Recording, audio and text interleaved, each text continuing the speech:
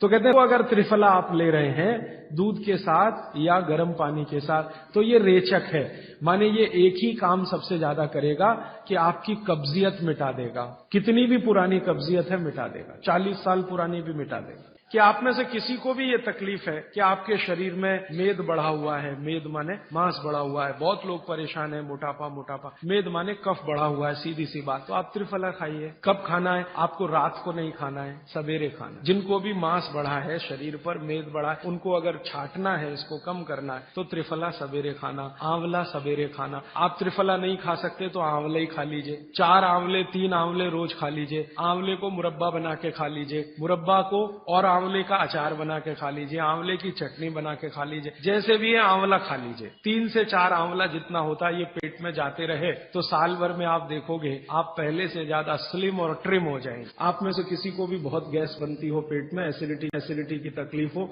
आज से शुरू कर दो। आप खाना खाया तो उसमें ध्यान रखो अजवाइन ज्यादा रहे, दाल में, सब्जी में, वगैरह वगैरह। और अगर नहीं कर पा रहे हैं तो खाना खत्म करते ही थोड़ी अजवाइन खा लो। 3 दिन में ना आपकी गैस बंद हो तो आप जो कहो मैं हारने को तैयार।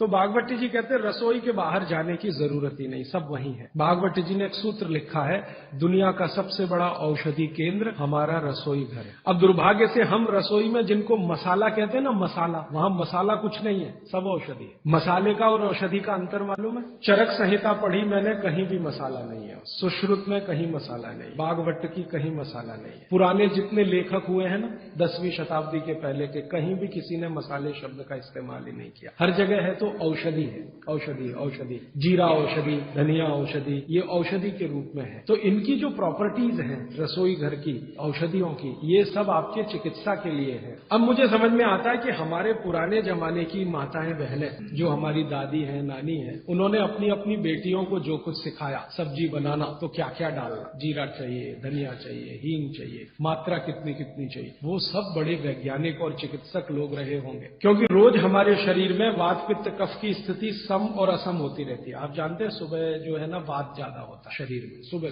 दोपहर को पित्त ज्यादा होता है, शाम को कफ ज्यादा होता है। तो ये पूरे 24 घंटे में ऊपर नीचे होता रहता है। तो 24 घंटे में जो वात पित्त कफ ऊपर नीचे होता रहता है, तो सब्जियों में उसी के हिसाब से औषधियां डाली जाती है। जैसे दोपहर की सब्जी बने, दोपहर की, तो मेरी दादी को मैंने देखा था कि दोपहर की सब्जी बनाएगी तो अजवाइन जरूर डालेगी उसमें, और वही सब्जी रात को बनाती थी तो अजवाइन नहीं डालती। तो एक दिन मैंने दादी से पूछा कि यही सब्जी दोपहर को मैंने खाई तो इसमें अजवाइन थी, शाम को खाई तो नहीं, क्यों? तो उसने उत्तर तो नहीं दिया। तो उसने कहा मेरी माँ ने ऐसा सिखाया, बस बात खत्म हो गई। अब उस समय मैं भी मान लिया कि ठीक है उसकी माँ ने सिखाया। अब जब मैंने काम शुरू किया ये चिकित्सा पर, तब मेरे समझ में आया कि अजवाइन जो है पित्तनाशक है। घी के बाद, देशी गाय के घी के बाद जो सबसे ज्यादा पित्तनाशक दूसरी कोई चीज है तो वो अजवाइन है। और दोपहर को पित्त बढ़ता है, आप जानते हैं, और वो स्वाभाविक है क्योंकि खाना खाने के लिए पित्त बढ़ना ही चाहिए। तो उस समय अजवाइन डाली जाती है सब्जी में, क्योंकि दोपहर को ही शरीर को अजवाइन की जरूरत होती है पित्त को सम पे लाने के लिए। तो भारत में ज्यादातर माताएं बहनें ये बात जानती हैं कि दोपहर की सब्जी में अजवाइन चाहिए। दोपहर का दही है ना, दही का मट्ठा, उसमें भी अजवाइन का बघार लगता है।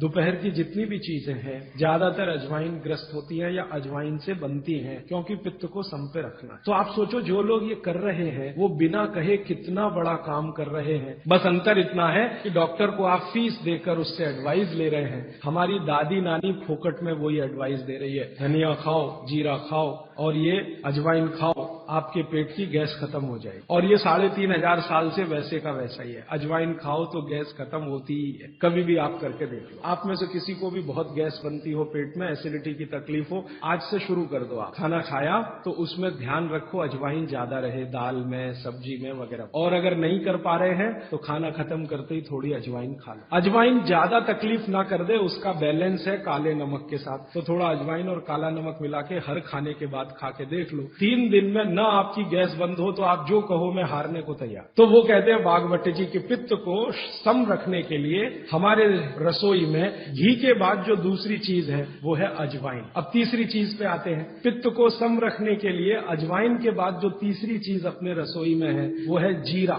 जीरा 2 तरह का है, एक सफेद और एक काला, है ना। काला जीरा सफेद से भी अच्छा है। आप एक नियम ध्यान रख लो, मैंने आपसे कल कहा था, जिस चीज का रंग जितना गहरा वो उतनी ही अच्छी भगवान की बनाई हुई। मनुष्य की नहीं, कि भगवान की प्रकृति की बनाई जो चीज जितने गहरे रंग की है उसकी क्वालिटी उतनी ही अच्छी है। तो जीरा दो है, एक सफेद और एक काला। काला जीरा सबसे अच्छा, पित्त को खत्म करने के लिए, सम रखने के। तो आपकी रसोई में एक हो गया घी देशी गाय का, पित्त को खत्म करने। दूसरा हो गया अजवाइन। तीसरा हो गया जीरा। और एक चीज हींग। हींग तो आप सब समझते हैं ना। हींग, हींग भी भगवान की बनाई हुई है, आदमी ने नहीं बनाई। हींग के पहाड़ होते हैं, जैसे पत्थर के पहाड़ होते हैं ना, वैसे हींग के पहाड़ होते हैं। हींग वहीं से आती है। तो हींग है, जीरा है, अजवाइन है और देशी गाय का घी। अब इसके नीचे आता है धनिया।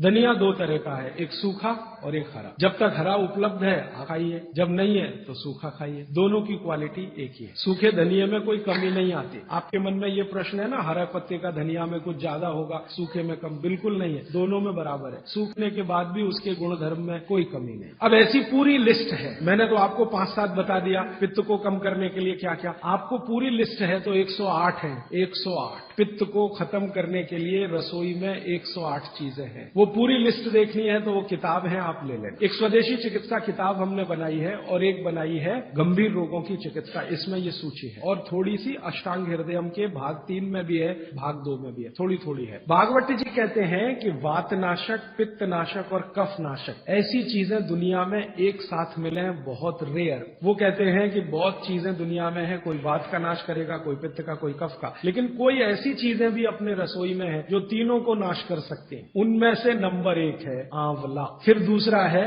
हरडे और तीसरा है बहेड़ा और तीनों मिला के बनता है त्रिफला।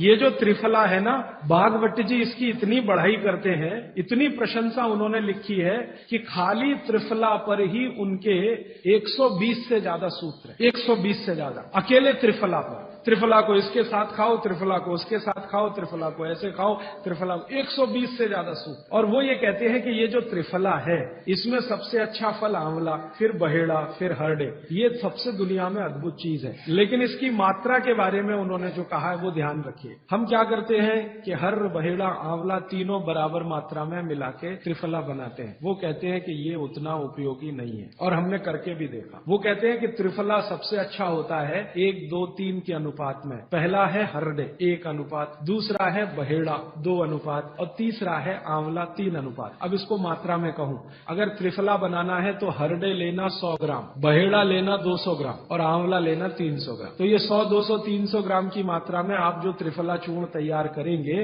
वो कहते हैं ये अद्भुत है, वात पित्त कफ तीनों का नाश करता है। अब वात पित्त कफ तीनों से आप अगर ग्रसित हैं तो आप त्रिफला जरूर लीजिए। त्रिफला लेने के 2 नियम बताए उन्होंने, एक रात को और एक सवेरे। सवेरे का नियम उनका ये है कि सवेरे सवेरे अगर त्रिफला खाएं तो गुड़ के साथ, नहीं तो शहद के साथ। रात का त्रिफला खाएं तो दूध के साथ या गर्म पानी के साथ। त्रिफला तो एक ही है ना, सवेरे भी त्रिफला ही खा रहे हैं, रात को भी। लेकिन भागवती जी कहते हैं असर अलग अलग है दोनों के। रात को जो आप त्रिफला खाएंगे दूध के साथ या गर्म पानी के साथ, तो ये त्रिफला रेचक है। रेचक माने पेट को साफ करने वाला, बड़ी आंत की सफाई करने वाला, शरीर के सब अंगों की सफाई करने वाला। तो कहते हैं रात को अगर त्रिफला आप ले रहे हैं दूध के साथ या गर्म पानी के साथ तो ये रेचक है, माने ये एक ही काम सबसे ज्यादा करेगा कि आपकी कब्जियत मिटा देगा। और जो दिन को त्रिफला खाया सवेरे गुड़ के साथ, तो वो कहते हैं ये पोषक है। एक शब्द है रेचक और एक है पोषक। पोषक माने शरीर को जो कुछ चाहिए, विटामिन सी चाहिए, विटामिन ए चाहिए, विटामिन डी चाहिए